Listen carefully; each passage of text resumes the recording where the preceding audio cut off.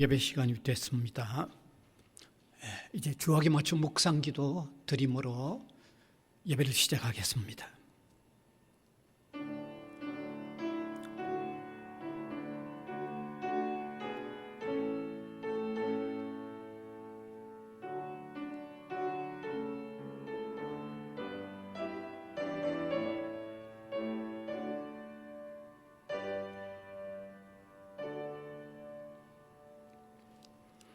찬송가 369장입니다.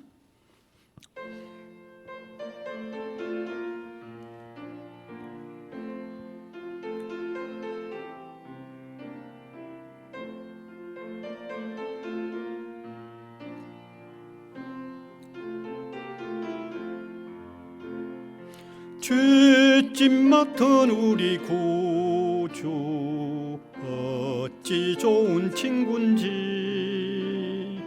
걱정 근심 무거운 짐 우리 주께 맡기세.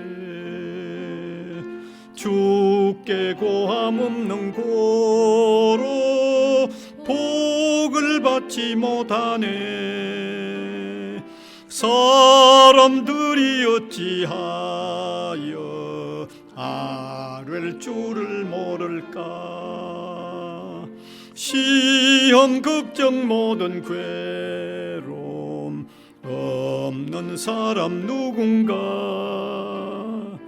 부질없이 낙심 말고 기도드려 아뢰세. 이런 진실하신 친구 찾아볼 수 있을까. 우리 약함하시오니 어찌 아니 아랠까.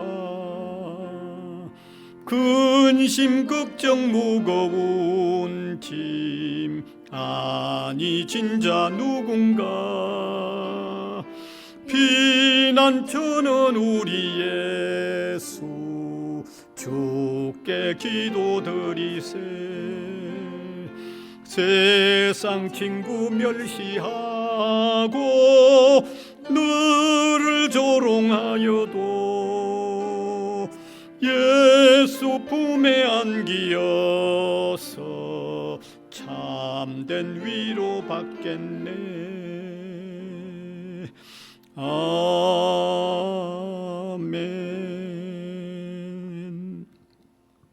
기도드리겠습니다. 은혜와 사랑이 한량 없으신 하나님 아버지, 은혜를 감사드립니다. 허물과 죄로 죽었던 저희들을 예수 그리스도로 통하여 하나님과 영적 관계가 회복되게 하시고, 또 모든 죄에서 사함을 받게 하시고 영원한 생명을 가지도록 해 주셔서 하나님의 자녀요 하나님의 백성으로 살아가도록 인도해 주시는 것을 감사를 드립니다. 이러한 무한한 은혜를 입은 저희들이기에 주님을 영화롭게 하며 살아야 하는 당연한 저희들입니다. 그러나 살아가는 과정에 하나님 앞에서 부족함들이 너무 많음을 숨길 수도 없고 또 숨겨지지도 않는 줄 압니다. 이 시간도 우리의 연약과 허물들을 주님 앞에 내어놓으며 진솔한 마음으로 회개하는 저희들이 되도록 인도하여 주시기를 원하고 바랍니다. 하나님은 우리가 회개할 때 또 용서해 주시는 하나님이심을 의심하지 않고 회개하는 저희들이 되게 하여 주시기를 원하고 바랍니다. 지난 주일 이후에 흩어져 지내는 우리 성도들을 주님이 돌아보아 주시고 어느 곳에 있든지 무엇을 하든지 주님과 동행하는 사람들이 되어서 정말 낙심하지 않고 또 힘을 잃지 아니하고 살아가는 성도들이 되게 하여 주시기를 원하고 바랍니다. 지금 세계적인 정세는 여러 곳에 전쟁으로 통하여 많은 생명들이 희생이 되는 이런 상황입니다. 전쟁이 종식되어지도록 주님께서 도와주시기를 원하옵고 바랍니다. 흩어져 나가 복음을 전하는 많은 선교사님들을 주님 기억하여 주시고 그들을 돌아보아 주시고 그들과 함께 하여 주시고 그들이 전하는 복음이 잘 심어져서 열매를 맺는 일들이 일어나도록 인도하여 주시기를 원하옵고 바랍니다. 또 우리 나라를 또한 주님께서 불쌍히 여겨 주사 이 혼란스러운 상황들을 주님이 돌아보아 주시기를 원하옵고 바랍니다. 윤리적인 이 퇴폐의 문제가 너무 강하게 일어나고 있는 이와 같은 사정입니다. 동성애의 문제, 이런 문제를 또 법적으로 합법화하려고 하는 이런 강력한 움직임들이 계속되고 있는데 하나님께서 저지하여 주시고 이런 악한 일들이 이루어지지 않도록 인도하여 주시기를 간절히 바라옵고 원합니다. 특별히 우리 학교를 또한 주님께서 기억하여 주시고 신입생을 모집하는 일, 외국 학생들을 받아들이는 일, 이 모든 일들 위해 주님이 도와주셔서 이 어려운 때 학교가 더 건실하게 튼튼하게 세워져 가도록 인도하여 주시고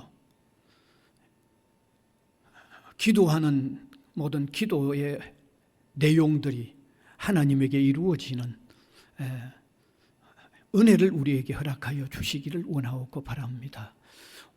오늘도 주의 말씀을 나눕니다. 말씀으로 통하여 깊은 깨달음이 있는 믿음의 생활을 하는 저희들이 되게 하여 주시옵소서. 예수 그리스도의 이름으로 기도하옵나이다. 아멘.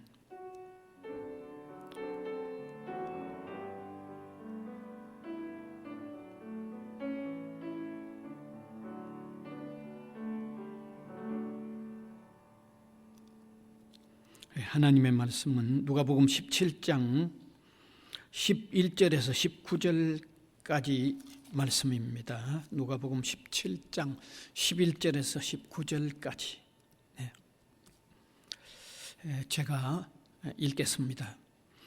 예수께서 예루살렘으로 가실 때에 사마리아와 갈릴리 사이로 지나가시다가 한 마을에 들어가시니 나병 환자 10명이 예수를 만나 멀리 서서 소리를 높여 이르되 예수 선생님이여 우리를 불쌍히 여기소서 하거늘 보시고 이르시되 가서 제사장들에게 너희 몸을 보이라 하셨더니 그들이 가다가 깨끗함을 받은지라.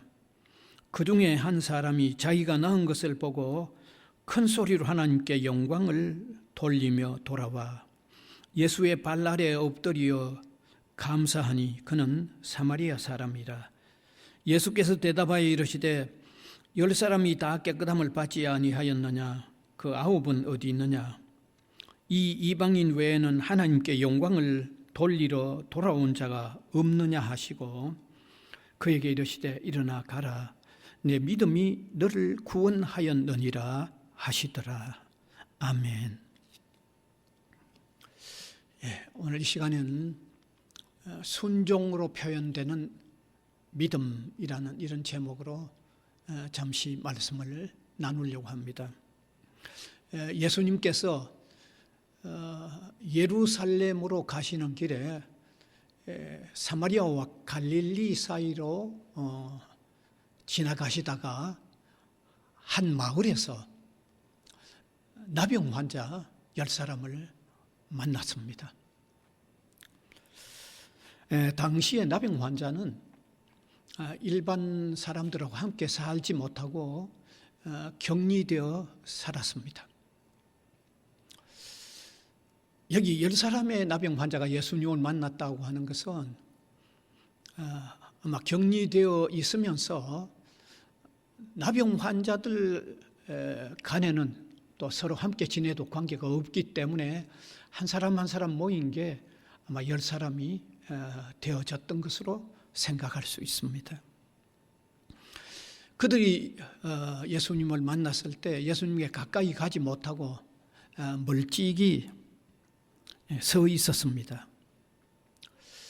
원래 유대사회의 나병 환자는 이 나병 환자가 아닌 성한 사람과 가까이 접근하는 게 아마 금지되었던 것 같습니다. 그래서 성한 사람이 나병 환자인 줄 모르고 가까이 오면 나병 환자 측에서 나는 나병 환자입니다.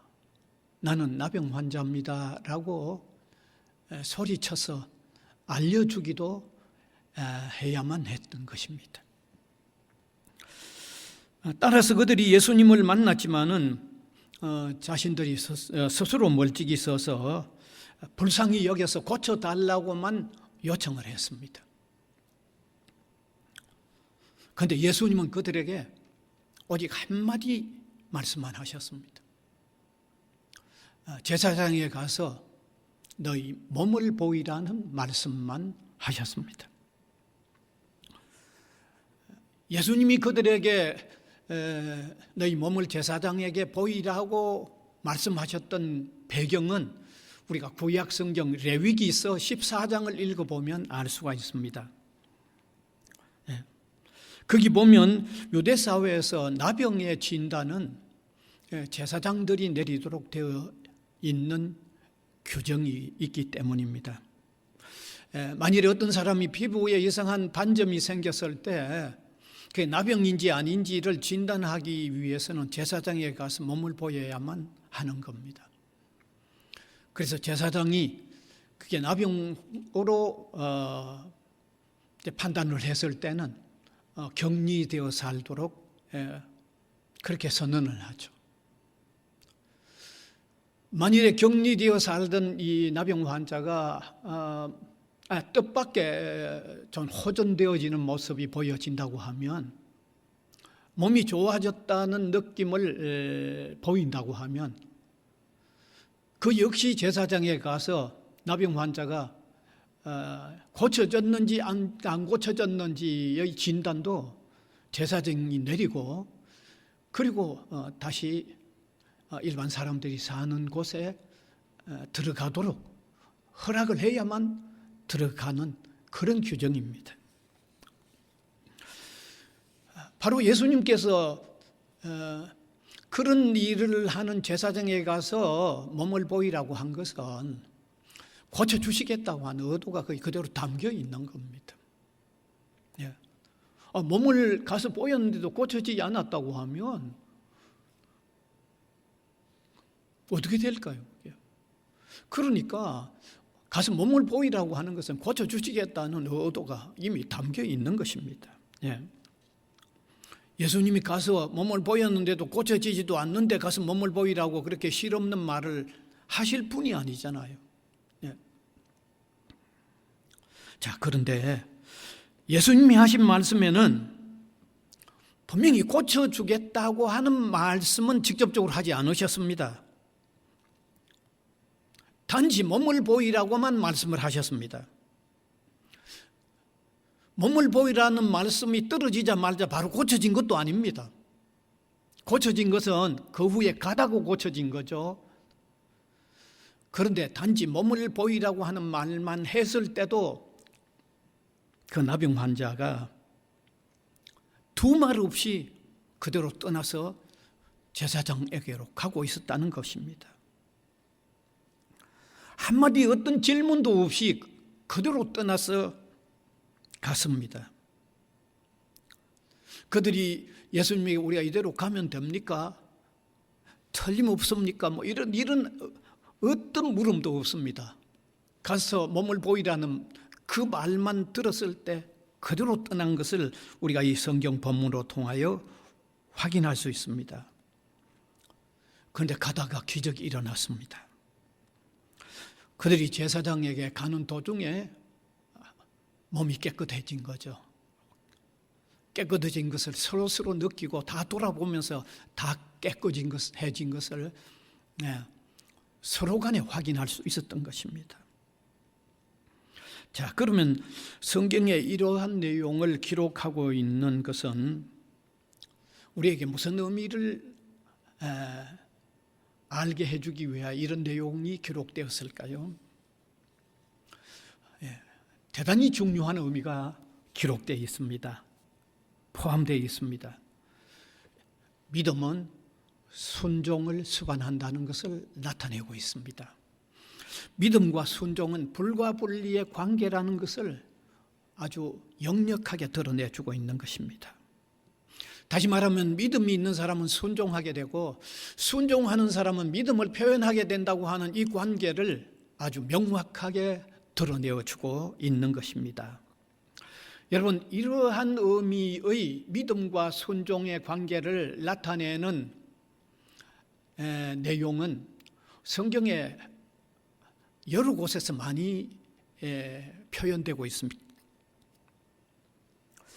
우리가 구약 성경에서 읽을 수 있는 노아 방주에 대한 이야기도 이런 의미가 거기 포함되어 있습니다. 여러분, 노아 시대의 사람들이 패역했을 때 하나님 물로 심판하기로 결정을 하시고 의도하시고, 그래도 그 당시에 참 어렵게 살았던 노아에게는 알려주시죠. 그러면서 방주를 짓고 그 가족들과 또 생물들을 보호하기 위하여 그 배에 태우도록 하나님께서 노아에게 말씀하셨습니다. 사실 노아가 120년의 긴 세월 동안에 그 방주를 만듭니다. 그런 모습을 보는 사람들이 노아를 비정상적인 사람으로 여겼을는지도 모릅니다. 그 엄청난 힘겨운 일을 1, 2년도 아닌 그 오랜 세월 동안에 만들어가고 있는 노아를 아무도 정상적으로 보지 않았을는지 모릅니다.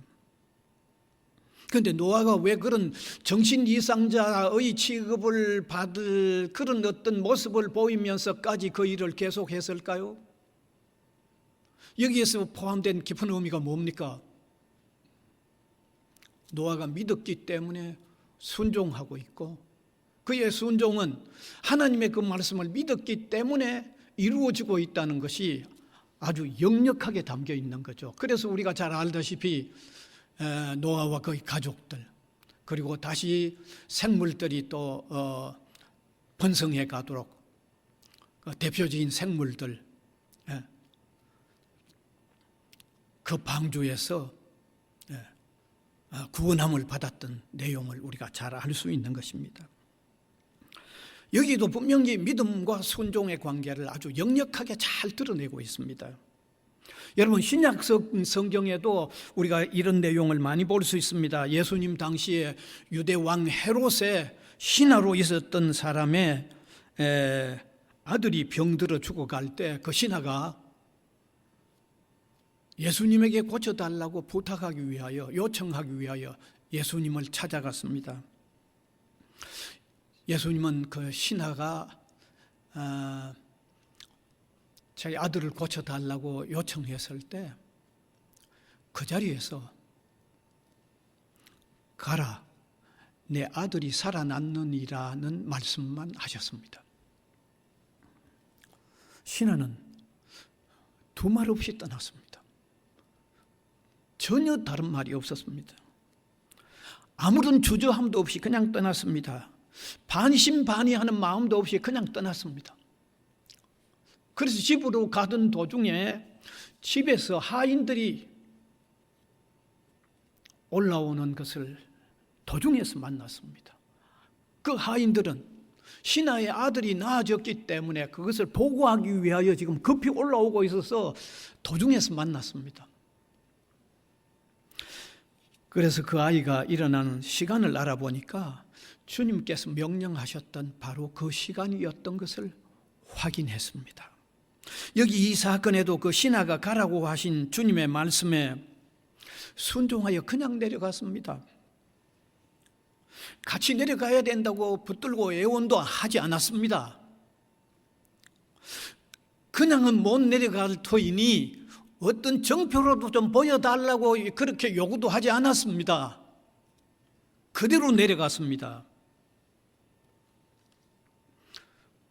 무엇이 분명하게 표현되어 있습니까? 믿음과 순종의 관계를 아주 분명하게 표현하고 있는 거죠.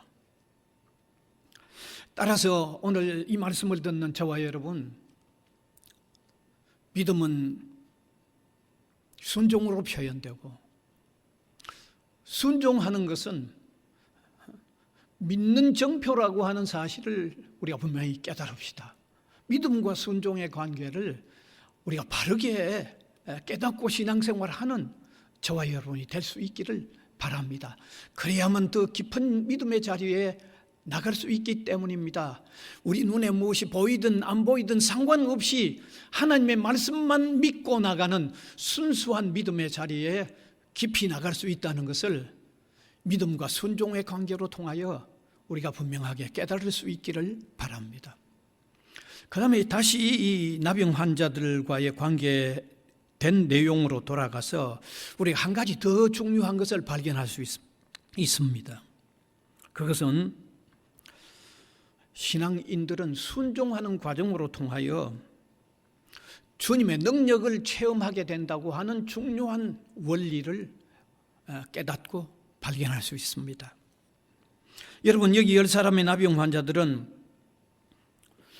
믿음으로 순종하여 가다가 주님의 능력을 체험하게 된 겁니다. 말씀만 하셔도 그대로 된다는 사실을 믿음으로 순종하다가 체험한 거죠. 영역이 체험한 거죠. 그렇습니다. 순종에 따르는 보상은 믿음의 능력을 체험하는 결과로 나타난다는 사실입니다. 그래서 캐롤을 퍼컨벨이라고 하는 신자는 우리가 순종할 때 하나님의 능력을 체험한 사실에 대하여 단순한 믿음에 대한 큰 보상이라고 설명을 했습니다. 그리고 그는 계속해서 말하기를 얼마나 많은 하나님의 축복을 우리가 순종하는 것을 거부하는 것 때문에 잃어버리고 있지 않는가 하는 의미 있는 말을 남겼습니다. 상당히 의미가 있는 말이죠. 놀라운 하나님의 축복을 우리가 순종만 하면 체험하게 되는데 순종하지 않고 거부하기 때문에 너무너무 많이 잃어버리고 있는 것 아마 틀림없는 사실일 겁니다. 너무 분명합니다. 그렇습니다. 우리가 믿음으로 순종하는 순종에는 하나님의 능력을 체험하는 보상을 우리가 받게 됩니다. 이 사실은 성경으로 통해서도 분명하게 볼 수 있습니다. 예수님의 12제자 가운데 한 사람 베드로로 통해서도 볼 수 있습니다. 그는 원래 고기를 전문적으로 잡는 어부였습니다. 고기 잡는 일에 누구보다도 전문가였습니다. 그런데 한 번은 밤새 그 고기를 잡았지만 한 마리도 잡지 못하고 아침이 되어서 이 포구로 돌아왔습니다. 잡은 고기가 없어서 다른 어느 날보다 더 피곤했을는지도 모릅니다. 다른 어느 아침보다도 더 허기짐을 느끼고 참 살아가는 일이 쉽지 않다고 더 절감했을는지도 모릅니다. 그런데 그 아침에 예수님이 그를 만났습니다. 예수님은 그에게 그물을 깊은 곳에 가서 던지라고 말씀하셨습니다.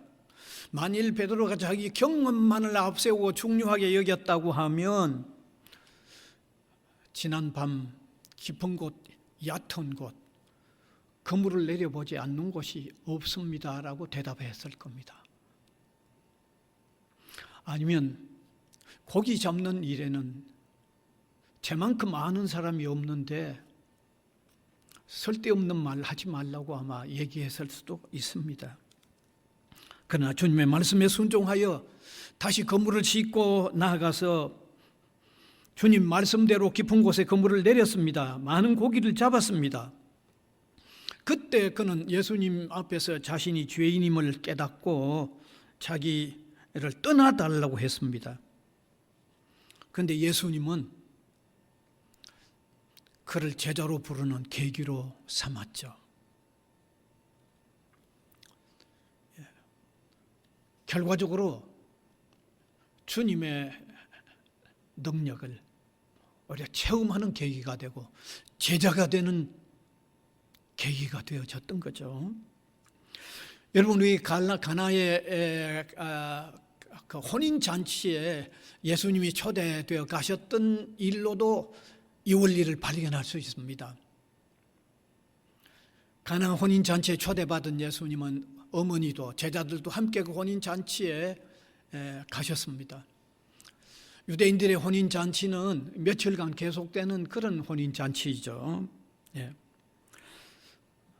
며칠간 계속되는 혼인 잔치이다 보니까 잔치 도중에 아마 포도주가 모자랐던 것 같습니다. 그 사실이 예수님의 어머니에게 알려졌고 예수님의 어머니는 예수님에게 어떤 대책이 마련되도록 부탁을 했습니다. 예수님은 그 부탁을 받고 그 혼인 잔치집에서 일하는 하인들을 불러 물을 길러오게 하고 마당에 놓여 있는 돌 항아리 여러 개에 물을 채우게 했습니다. 하인들이 물을 가득 채웠을 때 예수님은 다시 그 물을 떠서 그 잔치를 책임지는 연회장에게 가지고 가서 가지고 가라고 했습니다.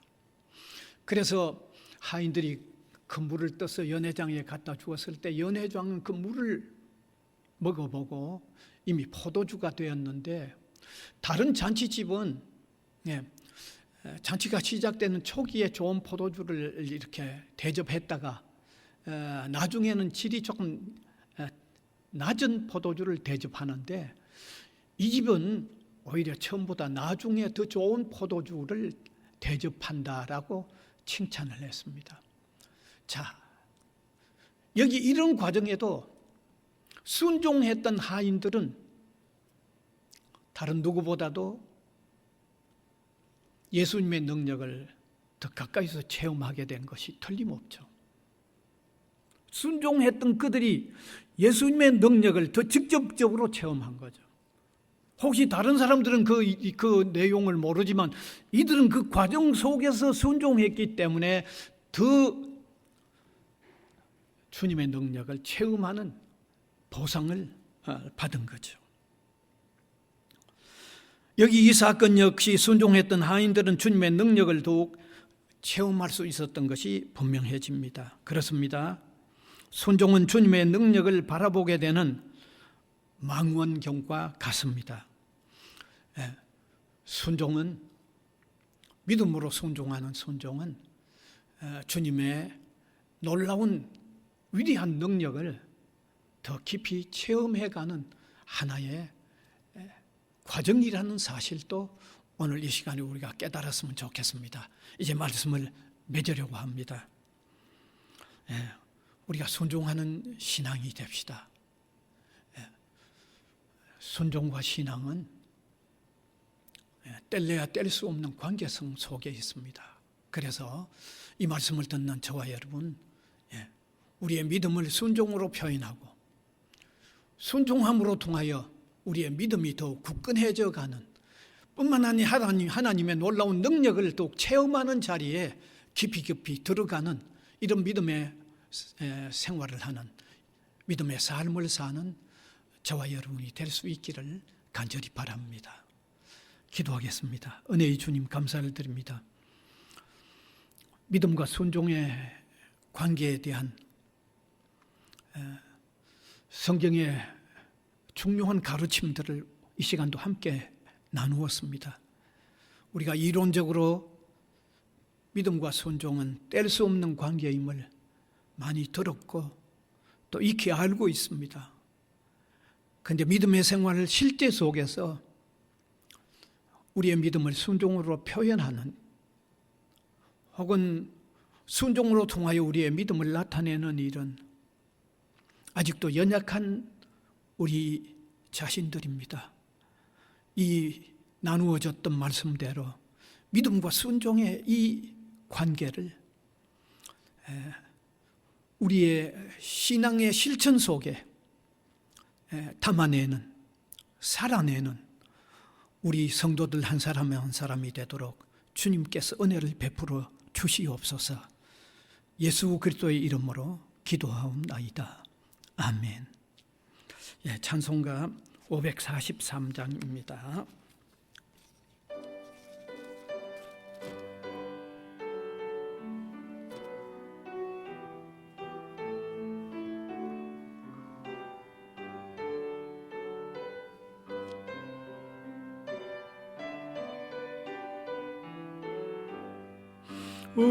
어려운 일 당할 때 나의 믿음 적으나 의지하는 내 주를 더욱 의지합니다. 세월 지나갈수록 의지할 것뿐일세. 무슨 일을 당해도 예수 의지합니다.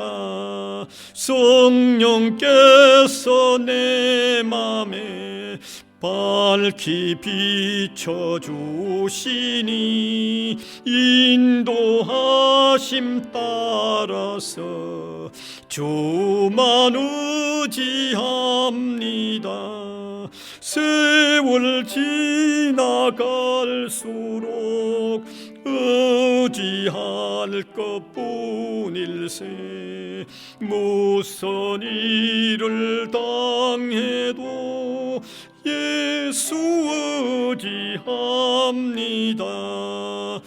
밝을 때의 노래와 어둘 때의 기도로 위태할 때 도움을 주께 간구합니다.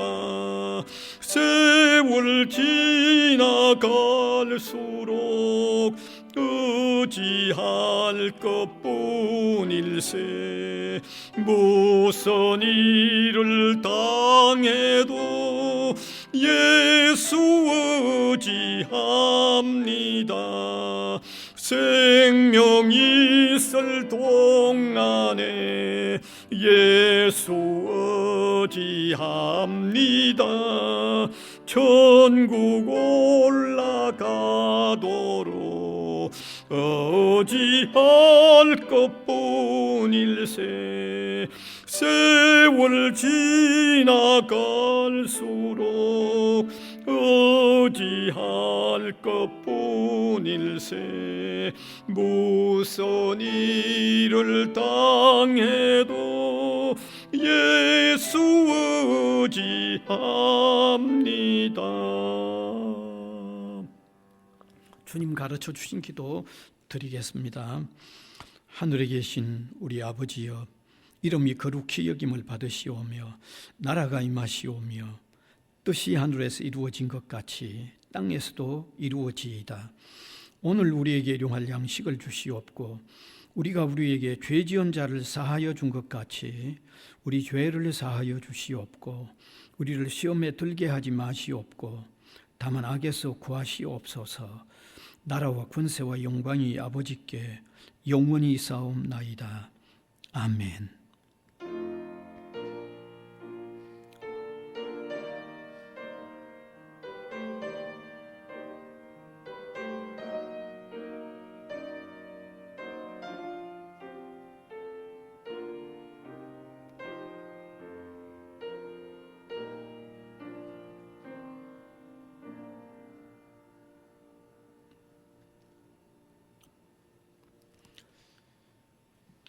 수고하셨습니다.